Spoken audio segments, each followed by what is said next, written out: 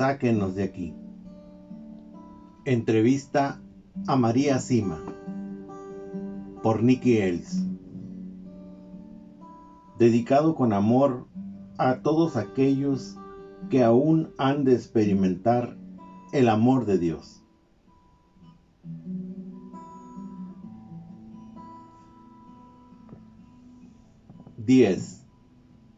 Enseñanzas de la Iglesia y de la Biblia.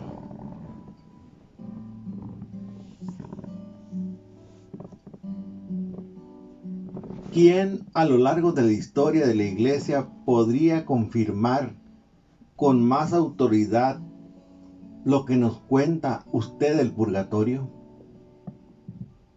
Jesús. En el Evangelio de San Mateo, Jesús dice: te aseguro que no saldrás de allí hasta que hayas pagado el último centavo. Y se refiere al pecado. Luego, más adelante, haciendo referencia a los pecados contra el Espíritu Santo, Jesús dice que tal pecado no será perdonado ni en este siglo ni en el venidero. Aquí Jesús nos dice claramente que hay pecados que serán perdonados en el otro mundo, puesto que el infierno es definitivo y en el cielo no existe el pecado ni ningún efecto del pecado en absoluto. El mundo siguiente, ese mundo intermedio, se ha conocido durante mucho tiempo y hasta el día de hoy como purgatorio. En épocas recientes nombraría al Papa San Pío X, un papa muy importante a los ojos de muchos. En su época se quiso innovar con muchas ideas modernas, pero él se negó y se enfrentó a ellas. También debería nombrar a San Agustín, a Santo Tomás de Aquino, a Santa Brígida y muchos otros, al Padre Pío, a Teresa Neumann, a María Ana Lindmayr, a Ana Catalina Emmerich, al cura de Ars y al cardenal Journet. Investigando un poco, se pueden encontrar muchos más.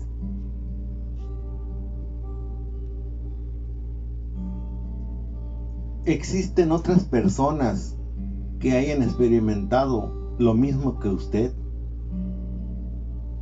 Sí, existen varias personas muy conocidas y otras que no lo son.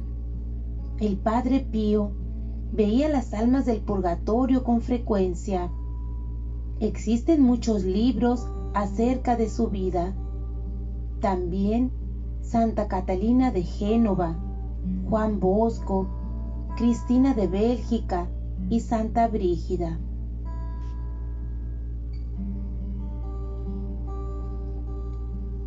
Todas esas personas son santas y se encuentra acompañada de santos.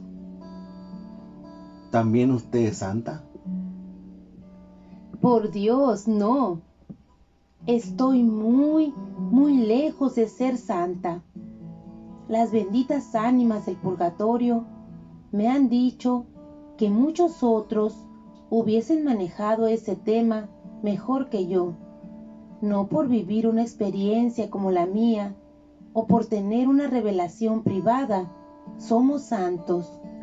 Si es por eso, conozco a una mujer que tenía el mismo carisma que el mío, que con el correr de los años se volvió orgullosa y su alma acabó perdiéndose. Todos tenemos la misma oportunidad de llegar a ser santos, incluso aquellos que no reciben ninguna revelación privada.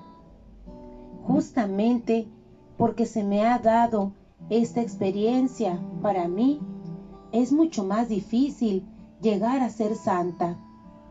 puesto que se me ha dado mucho más que a otros. Trato de obrar bien, pero al igual que los demás, caigo muchas veces.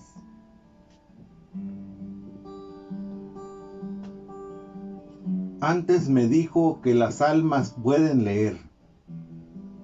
Podría considerarse como un buen gesto y un gesto de amor tener una Biblia abierta para que la lean. Por ejemplo, el Evangelio de San Mateo. Sí, podría, pero solo las ayuda por tratarse de un gesto bueno y simpático, lleno de cariño y de confianza. Pero dudo mucho que les sirva para algo leer ese texto, ya habiendo visto la luz de Dios por ellas mismas. La palabra de Dios es solamente para los vivos.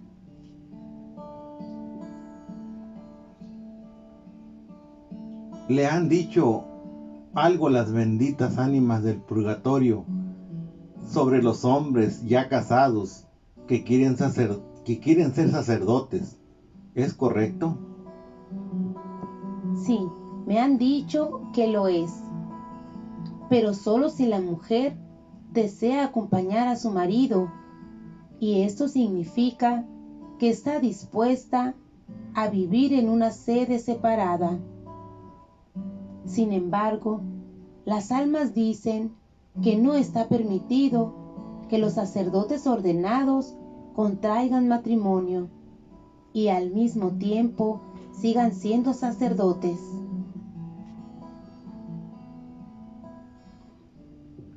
Jesús dijo que es difícil que los ricos entren en el reino de Dios.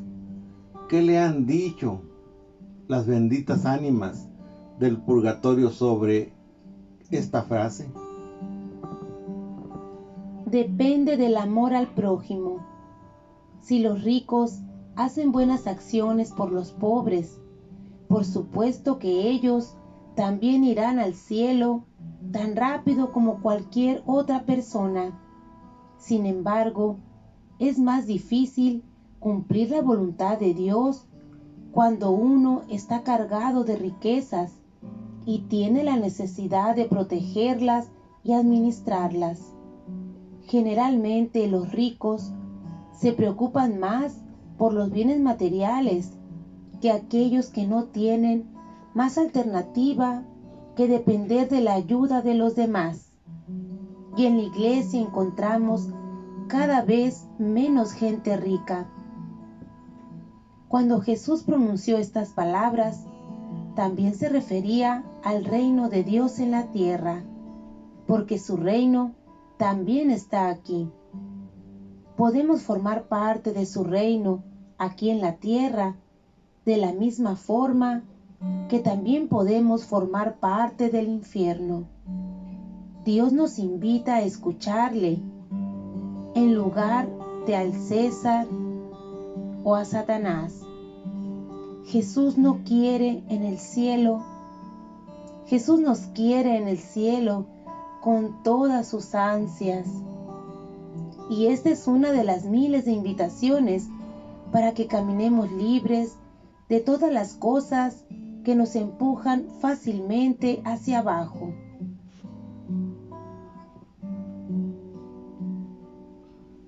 De los dos hombres crucificados junto a Jesús, ¿qué fue lo que hizo el bueno para llegar al cielo? Reprendió al otro, que todavía se burlaba del Salvador. Le dijo que mientras que ellos sí se merecían aquel sufrimiento, él lo había aceptado sin haber cometido falta alguna, simplemente porque le dijo sí a la voluntad de Dios y reconoció la inocencia de Jesús.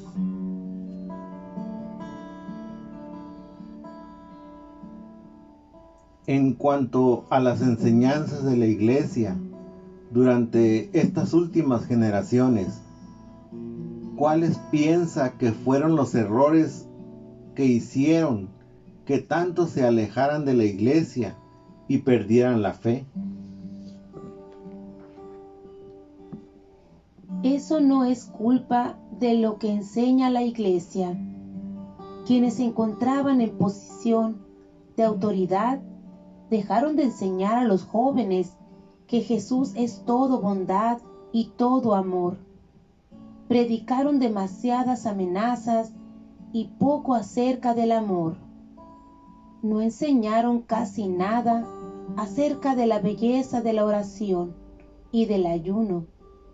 Dejaron de lado a nuestra Madre y al Arcángel San Miguel, ignorando a dos de los mayores intercesores, y las consecuencias fueron drásticas. Resumiendo, diría que se debe a la falta de todo esto: amor, oración, ayuno, penitencia. Nuestra Señora y San Miguel. Así se ha permitido que Satanás ganase terreno en todos los frentes.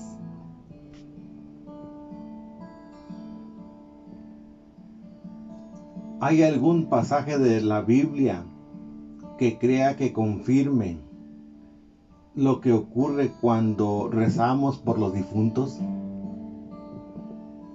En la Biblia podemos encontrar mucho sobre este tema, pero el pasaje más claro y probablemente más completo es la historia de la resurrección de Lázaro.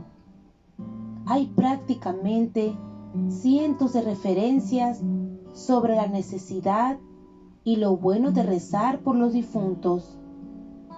En la segunda carta a Timoteo, San Pablo reza por los difuntos, y aún en el Antiguo Testamento, Judas Macabeo envía limosnas a Jerusalén para que se ofrezcan sacrificios por los pecados de los difuntos.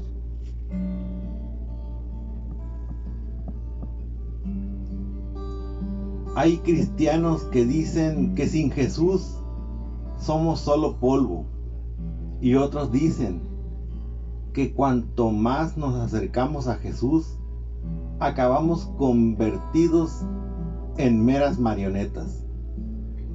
¿Cómo respondería a estos comentarios?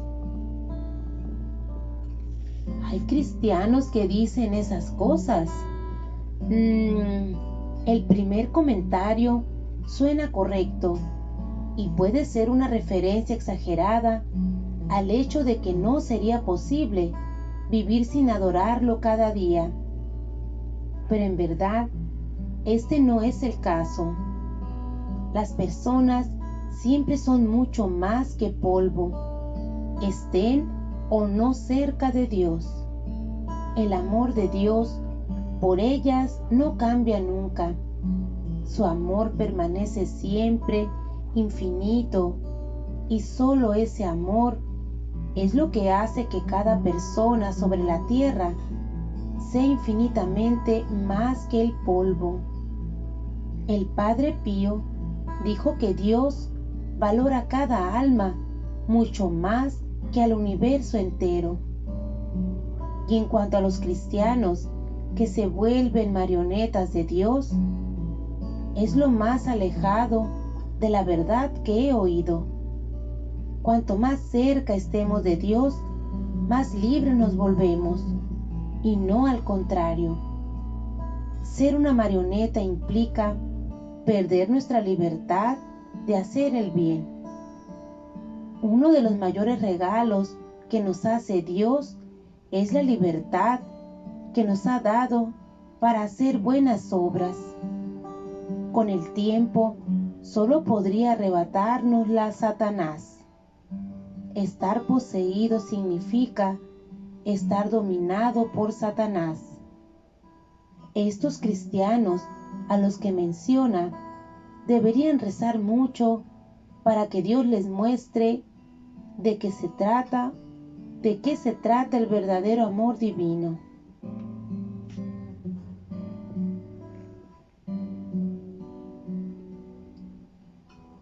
¿Le han pedido las benditas ánimas del purgatorio algo que sea ante la falta de una mejor palabra, más material, pero que también sea una enseñanza de la iglesia?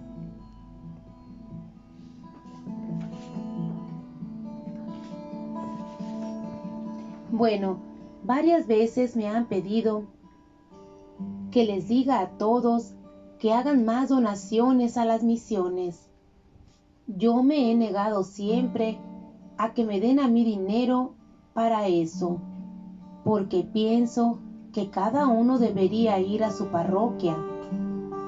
Es muy importante ayudar a extender la palabra de Dios por todo el mundo. Se reciben muchas gracias cuando lo hacemos. Borramos muchos pecados y aceleramos así nuestro viaje al cielo. Sin embargo, para recibir todas las gracias que Dios está dispuesto a darnos por nuestro gesto, hay que hacerlo de modo silencioso. Si hacemos una donación con mucha publicidad, las gracias que recibiremos serán mucho menores.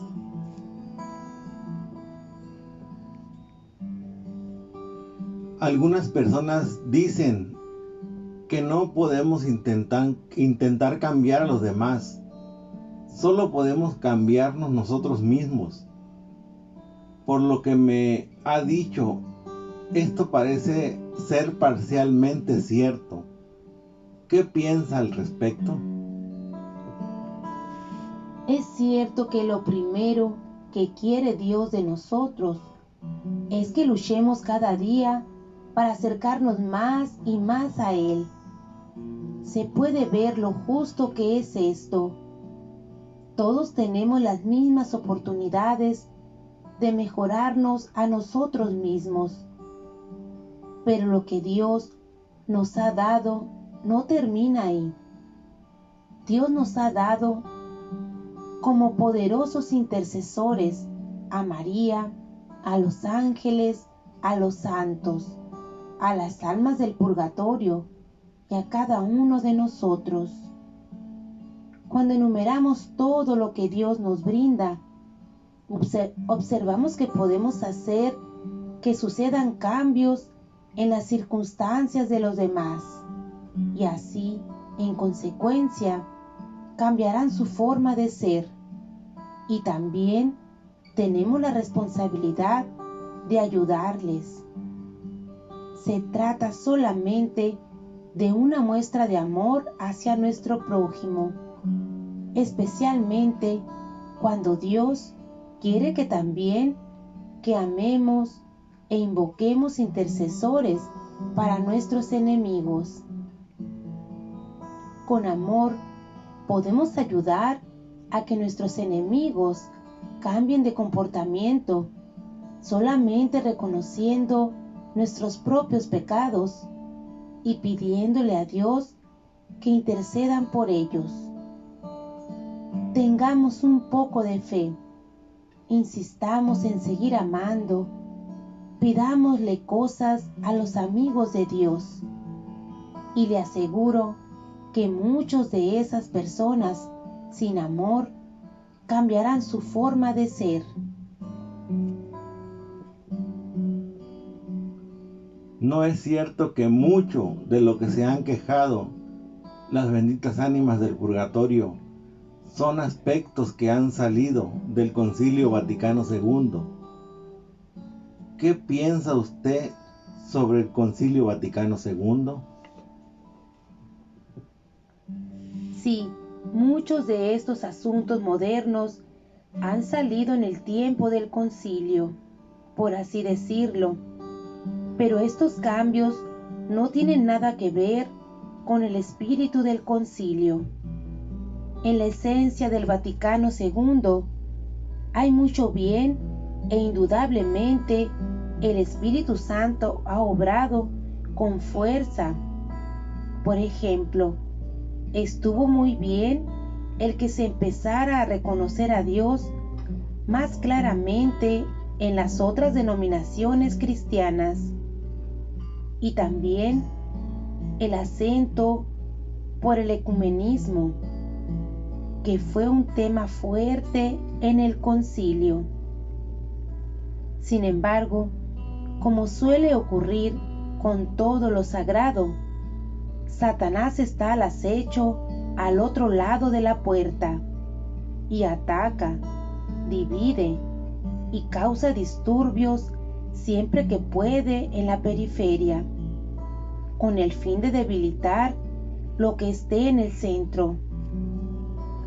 Y para ser todavía más precisa, los seguidores de Satanás se encuentran mucho más organizados y son más insistentes que la mayoría de los católicos.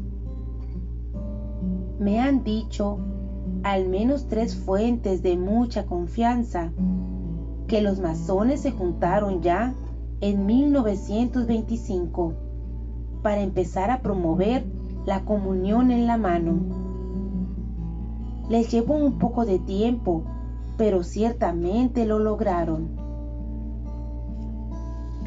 Y en cuanto a todas esas otras cosas modernas que algunos creen erróneamente que fueron fruto del concilio, puedo asegurar que no es así, y que los masones se organizaron por adelantado dentro del Vaticano con el solo propósito de reforzar el poder de Satanás dentro de la Iglesia. Cuando se les preguntó a los obispos de todo el mundo sobre la posibilidad de permitir que se distribuyera la comunión en la mano, la gran mayoría votó en contra.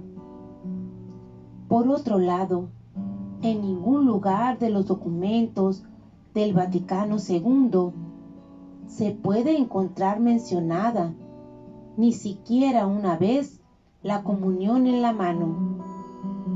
Y el mismo Papa Pablo VI dijo después del concilio que el humo de Satanás había penetrado en el templo de Dios con la intención de ahogar los frutos del concilio. Estaba tan en lo cierto. Y un buen ejemplo de algo muy bueno que salió del concilio y que después también se modernizó demasiado es la renovación carismática. Fue algo muy bueno en los primeros años, pero repito, sin la presencia de nuestra Madre, simplemente no hay renovación. Hoy en día, ese movimiento se encuentra muy fragmentado y solamente podría volver a unirse si sus líderes incluyeran a la Virgen en todas sus actividades. No se olvide ni por un minuto que nuestra Madre se encontraba en la habitación de arriba cuando descendió el Espíritu Santo. Su modernización ha permitido que Satanás la fragmente de forma muy eficiente. Y si pensamos en los diversos concilios que se han dado en la historia, se ve claramente que después de cada uno viene un tiempo de confusión. Este concilio ha sido el más largo hasta el día de hoy, ¿no es cierto? Toda esta confusión, sin embargo, pronto se asentará. Efectivamente, fue el más largo, pero volvamos a la renovación. ¿Tiene algún consejo para aquellos que pertenecen a ella? Sí, deberían hablar menos, ser más humildes y rezar más. La fe y los sentimientos no deben mezclarse.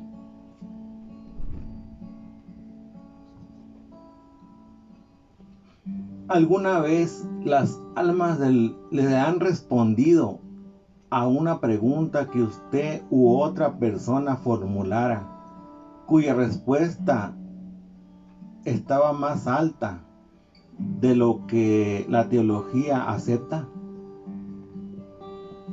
Bueno, quizá, y desearía el consejo de los buenos teólogos, si no tuvieran inconveniente en contestarme.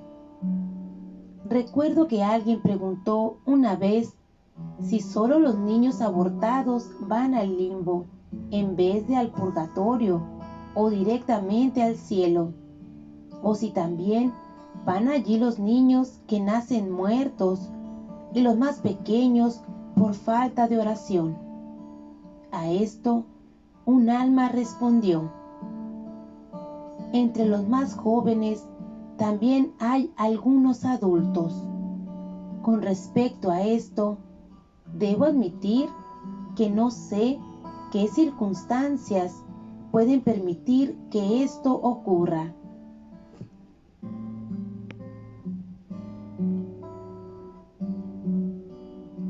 Entonces, esto quiere decir que deberíamos de cuando en cuando ofrecer una misa u otras oraciones por aquellos que se encuentran en el limbo. Sí, parece que deberíamos hacerlo, pero es muy poco lo que tenemos que hacer para que Jesús se los lleve al cielo. Una misa seguro que permitirá a un gran número de almas que sean recibidas en el mejor de los lugares.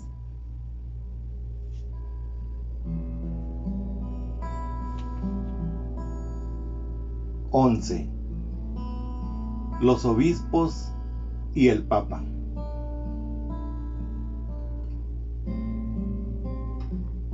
María, ¿se le han aparecido algún obispo? Sí, varios, un italiano y un norteamericano, entre otros, cuyos nombres no pude averiguar. Un alma me contó de un cardenal alemán que estuvo bastante cerca de nosotros aquí.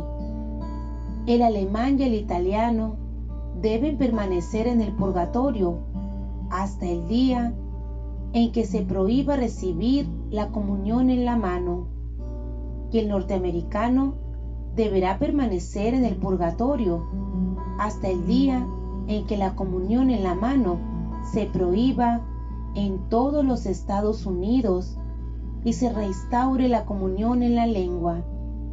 Pasado un tiempo, pregunté de nuevo cuáles eran sus nombres, pero tampoco recibí ninguna respuesta. Con respecto al cardenal alemán, me contó el padre Matt que en el lecho de su muerte expresó que había cometido un gran error al promover la comunión en la mano. Como siempre ocurre, nunca se publica esta clase de hechos y por lo tanto se produjo el daño. Podemos aliviar sus almas, pero no liberarlas. ¿Han dicho algo más las almas del purgatorio de los obispos? Sí, me han dicho que, especialmente en estos tiempos en los que muchos se han modernizado, deberían cambiar su forma de actuar o el purgatorio será para ellos excesivamente doloroso, intenso y prolongado. Los movimientos en pro de la ordenación de mujeres, como ha ocurrido en la Iglesia de Inglaterra recientemente, es algo de lo más preocupante hoy en día. Al igual que el movimiento para hacer neutro el lenguaje litúrgico, con el objeto de satisfacer a los feministas dentro de la Iglesia. Debo realmente rogarles que dejen de hacerlo y que escuchen al Santo Padre, o se arrepentirán muchísimo en el futuro. Y probablemente esté usted al tanto de que el Santo Padre ha repetido recientemente un fuerte no sobre este tema. También otros movimientos de la misma naturaleza, como aquellos sacerdotes que piensan que también a ellos se les debería permitir contraer matrimonio, me demuestran, a mí al menos, que dedican muy poca parte de su tiempo a rezar y a escuchar a Dios.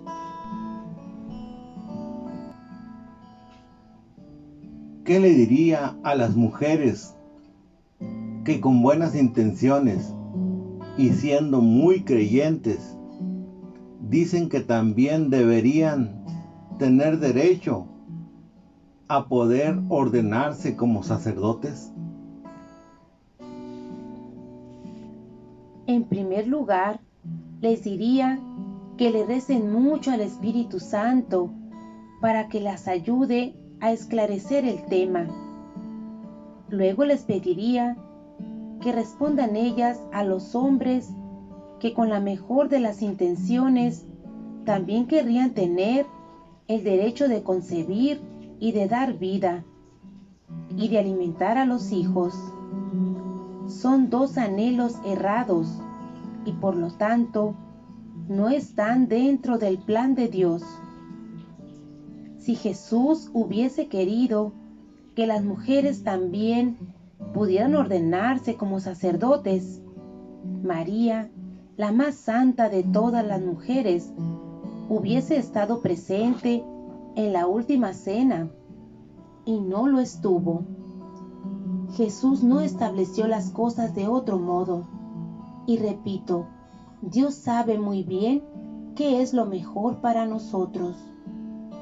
Todo lo que sea contrario a Dios trae confusión, y la confusión es uno de los productos más claros de la acción de Satanás.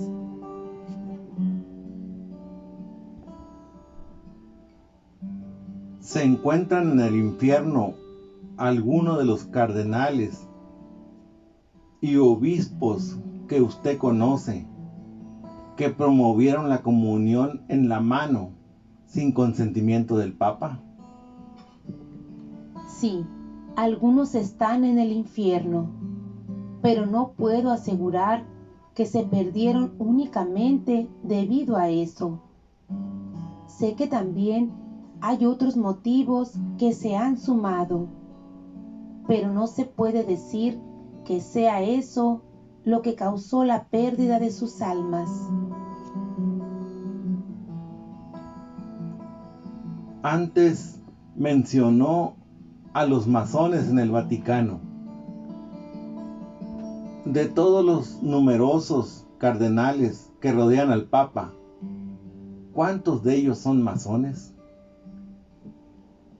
No conozco el número exacto, pero muchos de los cardenales ya eran masones cuando Juan Pablo II comenzó a ser nuestro Papa. Desde ese entonces, nuestro Santo Padre ha nombrado muchos cardenales nuevos, ciertamente no masones. Así que su número es menor hoy en día. Aún así, todavía quedan varios masones y están muy cerca del Santo Padre. ¿Qué le han comentado las benditas ánimas del purgatorio sobre el Santo Padre actual? Me han dicho que hemos de rezar mucho por él, porque se encuentra constantemente en gran peligro. Pero a ello debo agregar que muchas almas del purgatorio lo están protegiendo. Por otro lado, el Santo Padre ya ha tomado las medidas oportunas para que su sucesión en el papado sean adecuadas. María, el Santo Padre sabe de usted, de sus experiencias y de su apostolado. Sí. Ahora que sé la importancia que da a la humildad y a la obediencia y de manera especial a sus directores espirituales y a los obispos, puedo entonces presuponer que mientras continúa con su apostolado por las almas, también obedece en todo momento al Papa Juan Pablo II. Sí, por supuesto. Si no lo hiciera, así sería una gran hipócrita. Por supuesto que soy obediente al Papa. Al ver su gran potencial para la santidad, nuestra madre lo crió y eligió.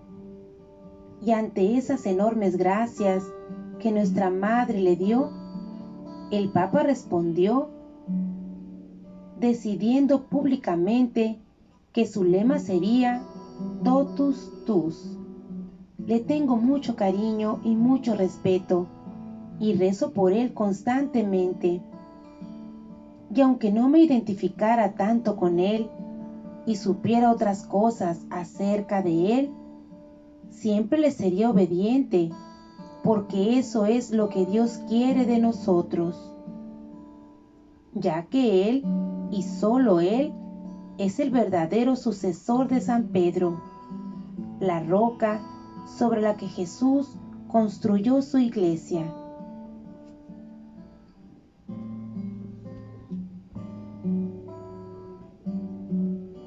Entonces, tanto usted como sus experiencias y su apostolado tienen la bendición de nuestro Santo Padre actual, el Papa Juan Pablo II. Sí, tengo su bendición para seguir con mi apostolado.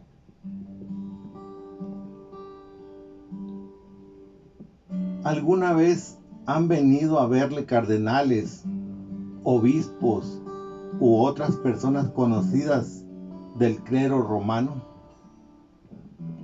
Sí, en los últimos años han venido a visitarme dos, un obispo y un arzobispo. Ambos son devotos de María y aman la iglesia y son grandes defensores de Medjugorje. También ambos están cerca del Santo Padre, pero a fin de protegerlos de ataques innecesarios, prefiero no mencionar sus nombres. Mire, son ya las 2:30. ¿Qué le parece si nos tomamos un descanso? Un poco de aire fresco de primavera sería bueno, ¿no cree?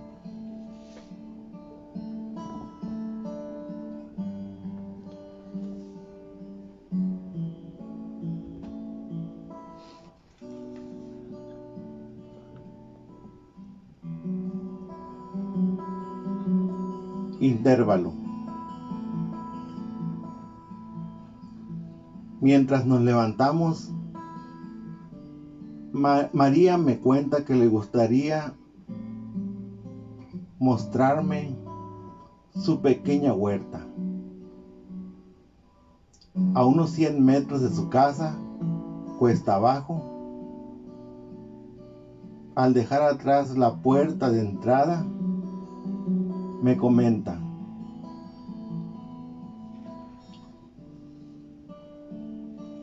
un vecino me ha estado causando problemas. Mire, la valla del jardín ha aparecido dañada y le he pedido que me la arregle.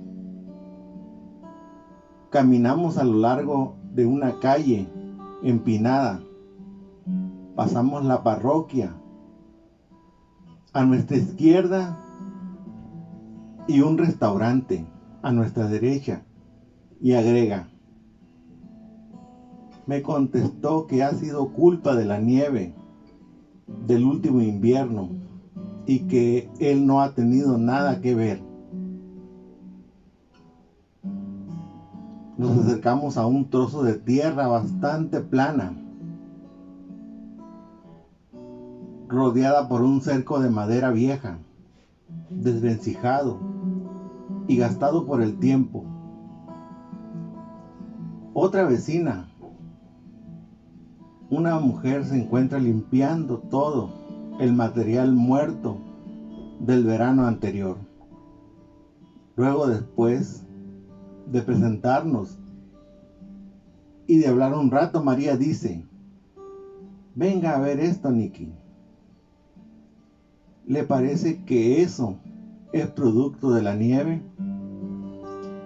Señala hacia un lugar del cerco en donde obviamente varias tablas han sido removidas o sacadas a puntapiés de los postes, y por el color de la madera puede apreciarse claramente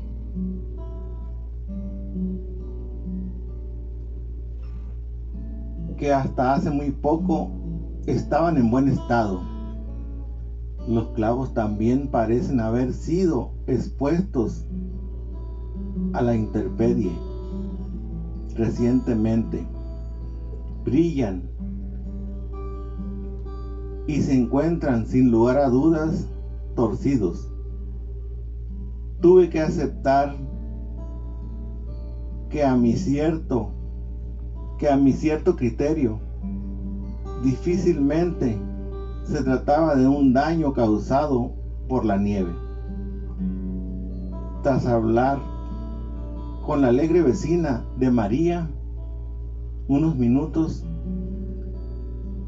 emprendemos una vez más el camino que sube a su casa. María camina lentamente y parece estar dolorida por sus recientes problemas de cadera. Al llegar al comienzo de su calle, sacude la cabeza un poco y con un suspiro dice: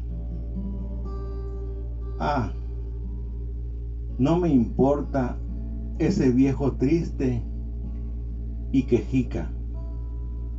¿Sabe una cosa? Lo que él no sabe es que un alma me ha dicho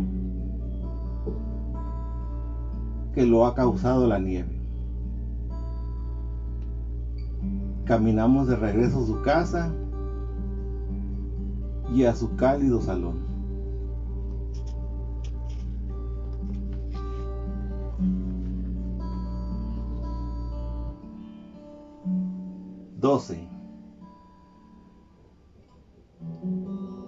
Sacerdotes y hermanas religiosas.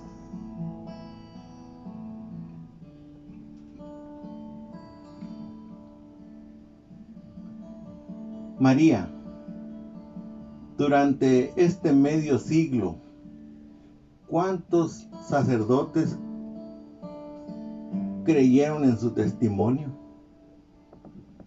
Oh, dudo que hayan sido más de un cuarto del total de los sacerdotes que hay, y me refiero a los que creen profundamente. Por supuesto, los sacerdotes modernos no creen una palabra de esto. ¿Por qué cree usted que el porcentaje es tan bajo? Las almas del purgatorio me han dicho que nunca antes en la historia de la Iglesia esta ha estado en tan mal estado como hoy en día. En todas partes reina el pecado de apostasía, y es a los sacerdotes a quienes se los considerará más responsables de ello. En lugar de rezar y enseñar la palabra, parece que corren de un lugar a otro estudiando psicología, oratoria, contabilidad o lo que sea, aprendiendo cómo acercarse a su público. Son ellos los que han de mostrar al pueblo cómo acercarse a Jesús y a María a través de la oración, y no tratar de aprender ellos mismos o ajustarse o estar al día con esta sociedad tan secularizada. Ciertamente se han olvidado de que si ellos y las personas a su cargo rezan, Jesús arreglará todo lo demás para que se acomode cada uno en su sitio. Muéstreme una parroquia en la que se rece de verdad y que las cosas no vayan bien. No podrá.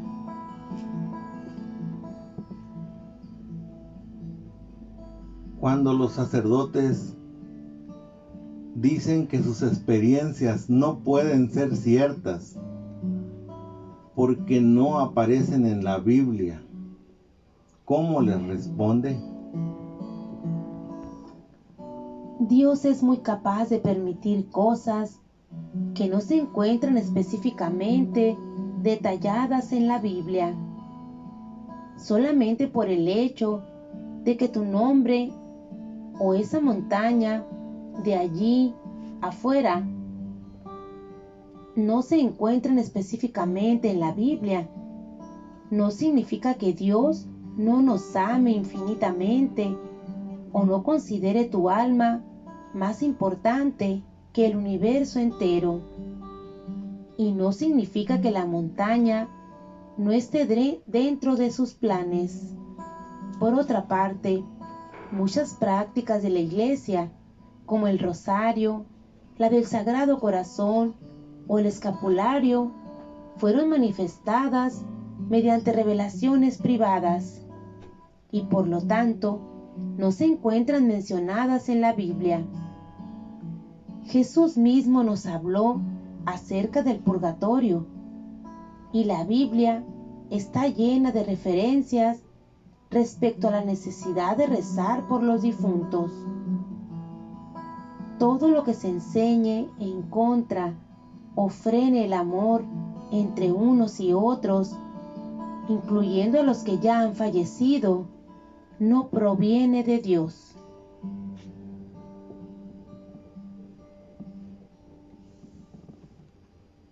Muchas veces hay quien se pregunta, ¿por qué tenemos que rezar a María o a los santos cuando podemos ir en primera clase y hablar directamente a Jesús? Entre ellos, algunos sacerdotes y religiosas. ¿Qué les diría?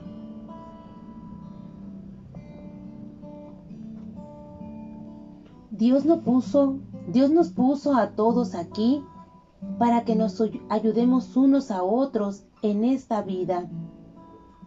Y si otras personas con su buen ejemplo pueden enseñarnos algo acerca de las muchas formas de llegar al cielo, ¿por qué no habríamos de aceptar su ayuda?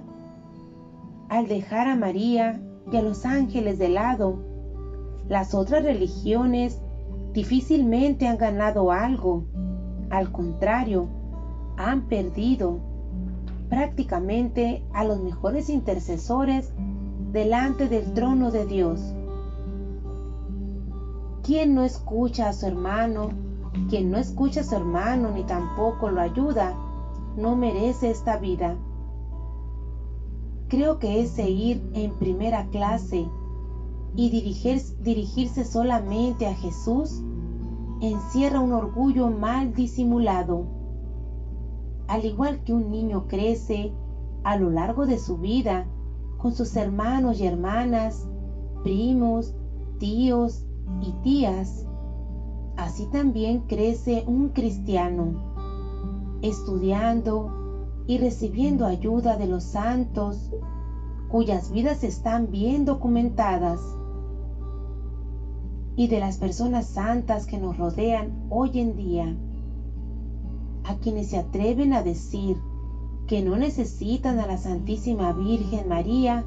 Les pregunto, ¿qué fue lo que les dijo Jesús a San Juan y a su madre minutos antes de dar su último suspiro en la cruz? Mujer, aquí tienes a tu hijo. Hijo, aquí tienes a tu madre. ¿Nos dejará Jesús ir en primera clase si ignoramos a la madre que lo engendró, lo educó y le enseñó? Desafío a que digan que realmente conocen a Jesús si no escuchan esas palabras pronunciadas en el mismo momento en que moría por cada uno de ellos. Escucharles hablar contra María me duele terriblemente. Imagínese cómo debe dolerle a Jesús. Pero María, ahora, en estos años, se está apareciendo en el mundo entero. Casi parece que en cada rincón de este mundo afligido. Y así está guiando a un inmenso número de personas de nuevo hacia su Hijo.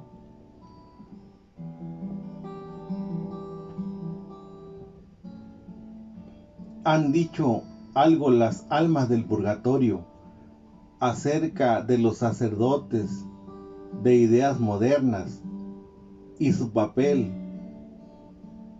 y comportamiento en público? Sí lo han dicho. Lo que menos les gusta es cuando dejan sus hábitos para mezclarse con el pueblo. Y lo mismo con las religiosas. Al obrar así, se pierde el respeto necesario que deberíamos mostrarles. Han hecho votos para servir a Jesús y no para ser como el resto de las personas.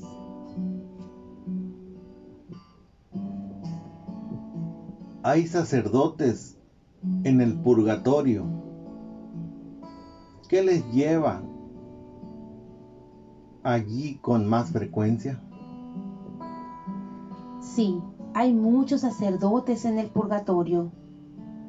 No sabría decirle el porcentaje exacto o la frecuencia de ciertos pecados, pero lo que más rápidamente se me viene a la cabeza son las faltas de obediencia al Santo Padre, faltas de amor hacia la Santa Misa, faltas de amor a la oración y el ayuno, no haber leído el breviario y, repito, la comunión en la mano. Usted probablemente sepa mejor que yo el tema de dar la comunión en la mano. Es altamente controvertido. ¿A qué se debe? El problema es que no se ha contado la historia completa y deberíamos investigar e informarnos bien. La ley de la Iglesia establece que debe haber algunos reclinatorios para aquellas personas que quieran recibir la Eucaristía de rodillas y en la lengua. Estas fueron las palabras del Papa Pablo VI. Así, las parroquias que no los tengan ya no están siendo obedientes. Las almas del purgatorio me han dicho que ningún papa hasta hoy ha apoyado personalmente esta práctica, pero que fue fomentado políticamente por un grupo de cardenales y obispos. Los sacerdotes y obispos más antiguos saben de esto, y la gran mayoría prácticamente no ha informado al pueblo, y por lo tanto son ellos quienes cargan con la mayor responsabilidad. Todos los papas, a su vez, sabían muy bien que dar la comunión en la mano estaba en contra de la veneración del Santísimo Sacramento, y nuestro Santo Padre actual no distribuye la comunión en la mano de los fieles. Por supuesto, bajo las actuales condiciones, no es pecado para el que comulga recibir al Señor en la mano. Pero ruego a los fieles que presten atención a nuestros papas. Por otro lado, todo este tema ha permitido que se produzcan muchos sacrilegios. Hay que ser conscientes de que hay brujas que pagan mucho dinero para herir a Jesús directamente en las hostias consagradas, que con frecuencia desaparecen secretamente de las iglesias. Debemos dejar de ofrecer a este tipo de personas un acceso tan fácil al Santísimo Sacramento. El asunto es muy serio. Si todos los sacerdotes se encomendaran al Espíritu Santo y rezaran el rosario, entonces ninguno de ellos estaría perdido en estos temas. Si los obispos y sacerdotes de mayor edad le preguntaran a los fieles de sus parroquias de más de 40 años, por decir una cantidad, si preferirían recibir la comunión arrodillados, deberían aceptar lo que la inmensa mayoría decidiera hacer por amor a sus hermanos. Nadie puede decir que hace 2 generaciones se rezaba menos que hoy en día, porque sucede exactamente lo contrario. Y, por otro lado, al volver a la humildad y a la oración, los jóvenes aprenderían rápidamente el valor de la posición humilde y penitente delante del Santísimo Sacramento. He visto con mis ojos cómo se ignoraba a personas arrodilladas que querían recibir la comunión simplemente por el hecho de arrodillarse. También he visto a niños el día de su primera comunión, a quienes se les indicaba que se quedaran de pie, aun cuando sus padres y abuelos sufrían por ello. Todas estas cosas son obra de Satanás y me entristecen terriblemente. Y cuando luego hay quienes dicen que participarán del amor fraternal comunitario, digo no, porque cuando el amor fraternal va en contra de la humilde veneración y reverencia que merece el Santísimo Sacramento y el amor divino, entonces esta débil permisividad no proviene de Dios. También recuerdo cuando los obispos alemanes colaboraron para que esto se instaurara sin pasar por el Papa. Fueron los norteamericanos quienes en un principio dijeron que no estarían de acuerdo porque iba en contra de los deseos del Papa. Pero mire lo que ha ocurrido. ¿Y cuántos sacerdotes perdimos porque sus conciencias no les permitían ponerlo en práctica? Muchos. Respecto a dar la comunión en la mano, hace ya un tiempo ocurrió algo interesante en Múnich mientras me encontraba dando una conferencia. Llegamos a este punto y de repente pude ver que un pequeño grupo de personas se acaloraba. Había 3 personas tratando de hablar en contra de lo que yo estaba diciendo, y lo hacían todos a la misma vez. Yo, en silencio, pedí ayuda a Dios. Como el ambiente se estaba volviendo bastante ruidoso y agitado, se levantó de un lateral de la sala una mujer muy elegante de unos 40 años, con un vestido largo negro y con muy buenos modales, pero a la vez con mucha autoridad. Se dirigió a los presentes y en 1 minuto o 2 logró que todos se calmaran de nuevo. Yo quedé impresionada por su conocimiento e igualmente impresionada por cómo había logrado tranquilizarnos con tanto amor. Cuando terminó la charla, me dirigí a los organizadores para pedirles hablar con esta mujer y para agradecerles su ayuda. Pensaba que pertenecía al grupo que me había invitado. Ellos, sin embargo, pensaron que se trataba de una amiga con quien yo había venido. Ambos estábamos equivocados.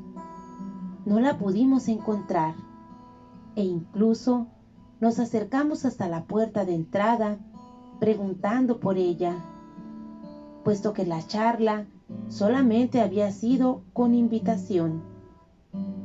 Nos dijeron que ninguna mujer de esas características había entrado o dejado la habitación por esa puerta y el salón no tenía otras entradas. Se había ido.